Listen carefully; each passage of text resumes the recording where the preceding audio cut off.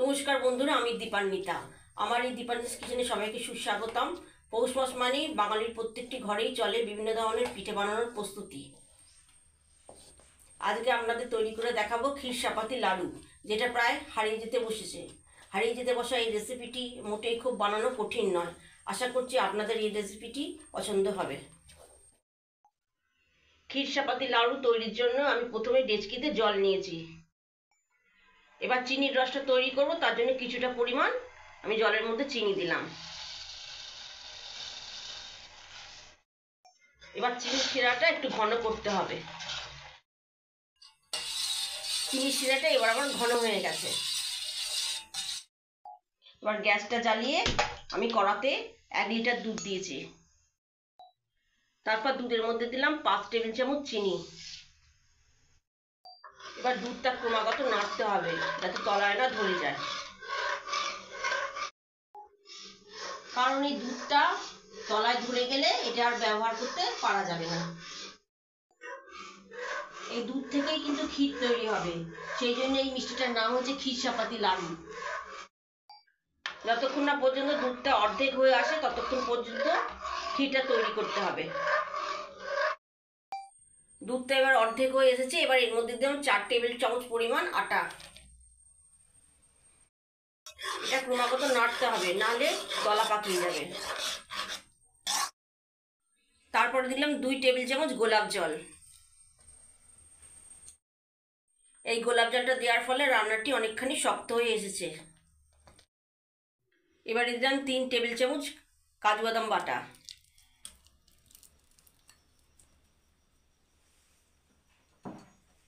আর দিলাম 3 টেবিল চামচ আমন্ড বাদাম বাটা।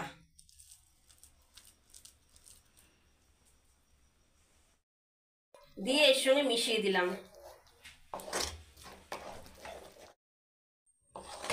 এবার এটাকে মন্ড পাকানোর মতন অবস্থায় আনতে হবে।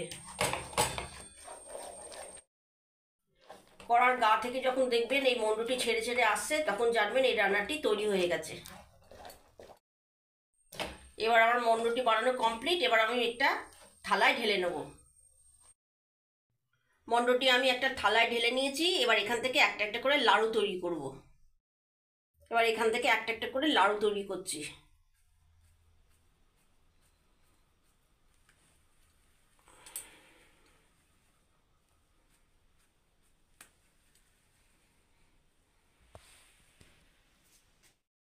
আপনাদের বলতে ভুলে গেছিলাম, হাতে একটু ঘি মাখিয়ে লাড়ুটা তৈরি করতে হবে।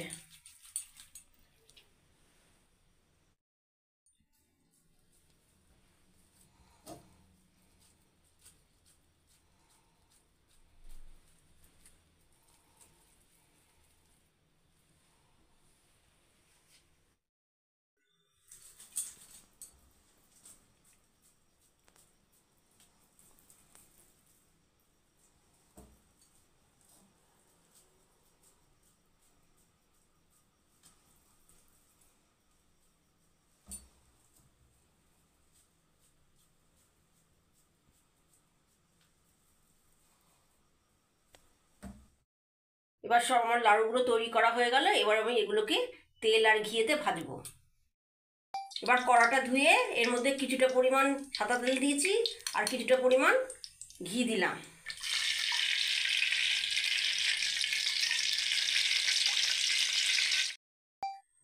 তেল আর ঘিয়ের মিশ্রণটা গরম হয়ে গেছে। এবার এর মধ্যে লাড়ুগুলো ছেড়ে দিচ্ছি।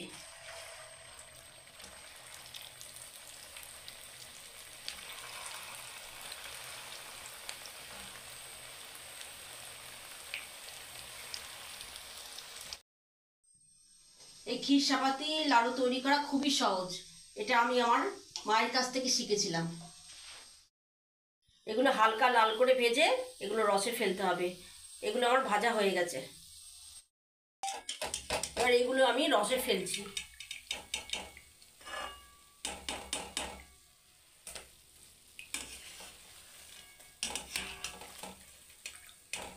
তেলটা এরকম ঝরিয়ে নিতে হবে ঝাঁঝরিয়ে হাতা দিয়ে।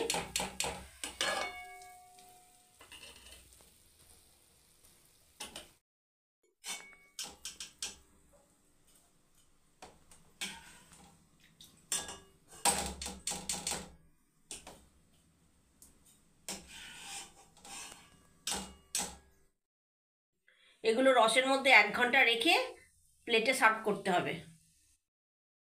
1 ঘন্টা পর আমি একটা ট্রেতে সার্ভ করে নিয়েছি। এবার একটু পেস্তা দিয়ে গার্নিশিং করে দিচ্ছি।